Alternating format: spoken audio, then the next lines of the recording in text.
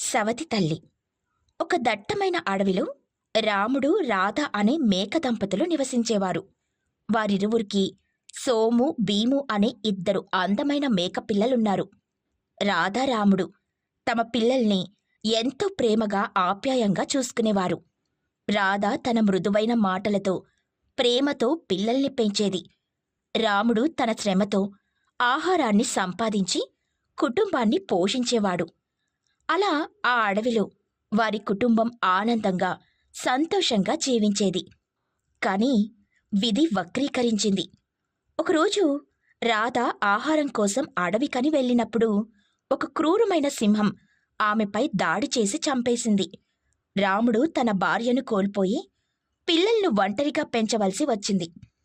పిల్లలకు తల్లి లేని లోటు తెలియకుండా అతను వారిని ఎంతో ప్రేమగా చూసుకునేవాడు. కాని పిల్లల్ని పెంచడం అతనికి చాలా కష్టంగా మారింది. రాధ లేని లోటు ప్రతిక్షణం అతన్ని బాధించేది. అలాగే పిల్లలకు కూడా తల్లి గుర్తొచ్చినప్పుడల్లా అవి బాధపడుతూ ఉండేవి. అదే అడవిలో మల్లిక అనే ఒంటరి మేక కూడా ఉండేది. ఆమె భర్త చనిపోవడంతో ఆమె ఒంటరిగా జీవిస్తోంది. ఆమెలో ఒంటరితనం, దుఃఖం నిండిపోయాయి.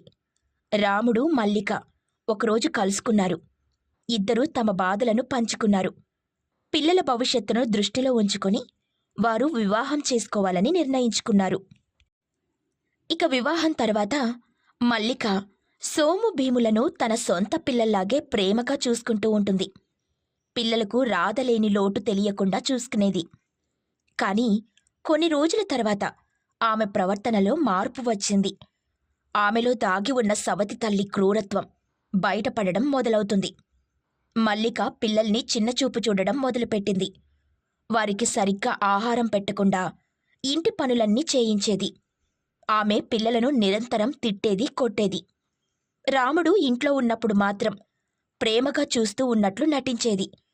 ఇదంతా సోము భీములకు మల్లిక తల్లి ప్రవర్తన అర్థం కాలేదు.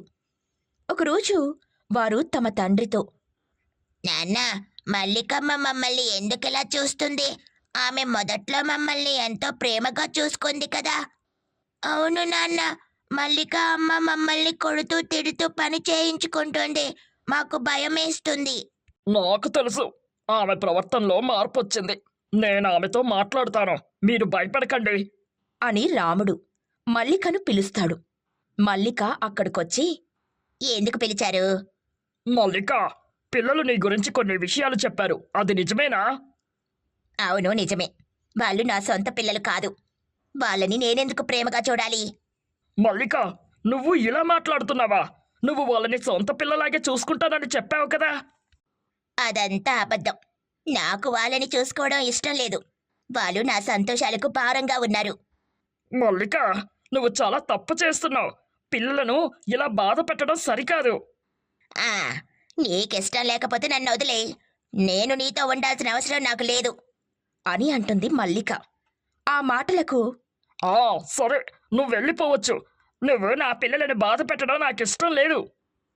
అప్పుడు మల్లిక కోపంగా ఇంటి నుండి వెళ్ళిపోతుంది. అది చూసిన మేకపిల్లలు నాన్నతో, నాన్న, మల్లికమ్మ వెళ్ళిపోయిందా?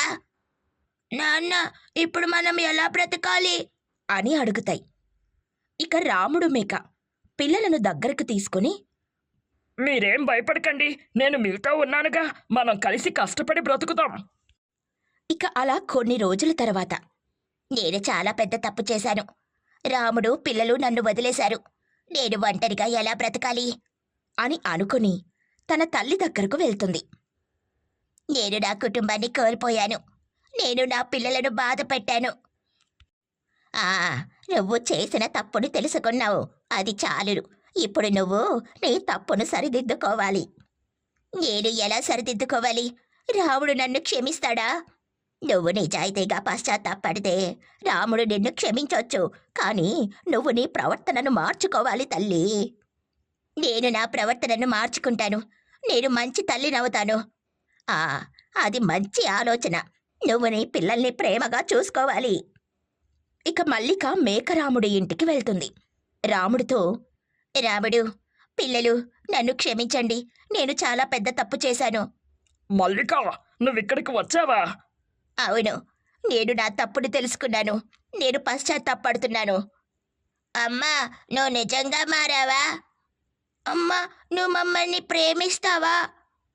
ఇక మల్లిక కన్నీళ్లతో, అవును బాబు, నేను మిమ్మల్ని ప్రేమిస్తున్నాను. నేను మీకు మంచి తల్లినవుతాను. ఇక రాముడు పిల్లల్ని చూసి, పిల్లలు, మీరే నిర్ణయం తీసుకోండి. నాన్న, అమ్మ నిజంగా మారిందని నాకు అనిపిస్తుంది. అవును నాన్న, అమ్మని క్షమిద్దాం. అప్పుడు మల్లిక ఆనందంతో పిల్లల్ని కౌగిలించుకుంటుంది. అప్పట్నుండి పిల్లలను ప్రేమగా చూసుకుంటుంది. అలా కొన్ని రోజులకు మల్లికకు కూతురు పుడుతుంది. ఆ కూతురు పేరేమో మోని. రాముడికి కూతురు పుట్టడంతో చాలా సంతోషంలో ఉన్నాడు. పిల్లలు ముగ్గురిని అల్లారు ముద్దుగా పెంచుతున్నాడు. సోము భీములకు కూడా మోని పట్ల ఎంతో ప్రేమ ఉండేది. ముగ్గురు కలిసిమెలిసి ఆడుకునేవారు. అలా రోజులు గడుస్తూ ఉన్నాయి. ఒకరోజు 3 మేకపిల్లలు ఆడుకుంటూ ఉండగా మోని ఆడుకుంటూ కింద పడిపోయింది. మోని ఏడుస్తూ వాళ్ళ అమ్మ దగ్గరికి వెళ్తుంది. అమ్మా, నాకు దెబ్బ తగిలింది. ఆ మాటలు విన్న మల్లిక రాము భీములను తిట్టడం మొదలుపెట్టింది. అమ్మా, మేమేం చేయలేదమ్మా. మోని ఆడుకుంటూ కింద పడిపోయింది. మీ వల్లే మోని కింద పడిందిరా. మీరిద్దరూ ఎప్పుడు ఇలాగే చేస్తారు. మీ వల్ల నా మోని బాధపడుతుంది. ఆ మాటలకు రాము భీములు చాలా బాధపడతారు.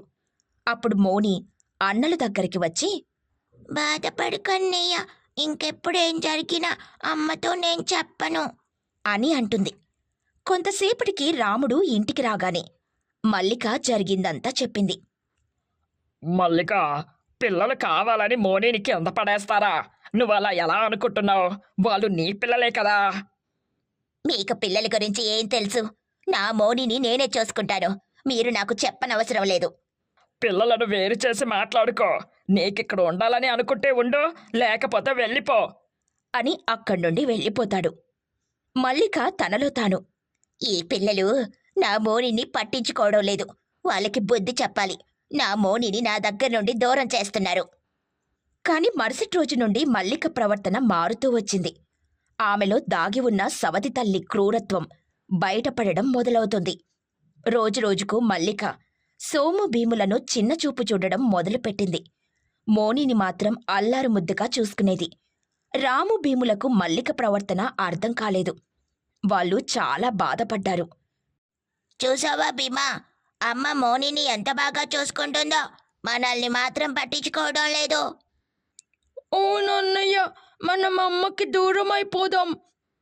ఒకరోజు సోము భీము ఆడుకుంటూ ఆలస్యంగా ఇంటికొచ్చి, అమ్మ, ఆకలేస్తుంది, అన్నం పెట్టమ్మా అని అడిగాడు. ఆ మాటలకు మల్లిక వాళ్ళని చూసి, అన్నం లేదు, ఏం లేదు. ఎప్పుడు తినడం తిరగడం తప్ప మీకింకేం పని లేదు. బయటికి వెళ్ళండి అని తిడుతుంది. అమ్మా, ఇంకెప్పుడు ఇలా చెయ్యము. నీవు ఏ పని చెప్తే ఆ పని చేస్తామమ్మా. ఆ సమయంలో మోని వచ్చి, అమ్మా, నేను ఆడుకుని ఇప్పుడే వచ్చాను. పర్వాలేదులే మోని, నువ్వు ఆడుకో, కానీ జాగ్రత్తగా ఉండాలి. నీకేం కాకూడదు. రా మోని, అన్నం తిను. నాకు ఆకలిగా లేదమ్మా. అన్నయ్య వాళ్ళకి అన్నం పెట్టు. వాళ్ళు తినేసారులే కానీ నీవు ముందు వాళ్ళతో తిరగడం మాని అని అంటుంది. ఆ మాటలు విన్న సోము భీములకు మల్లిక ప్రవర్తన అర్థం కాలేదు. వాళ్ళు చాలా బాధపడతారు. ఒకరోజు సోము, భీము, మోని ఆడుకుంటూ అడవిలోకి వెళ్లారు.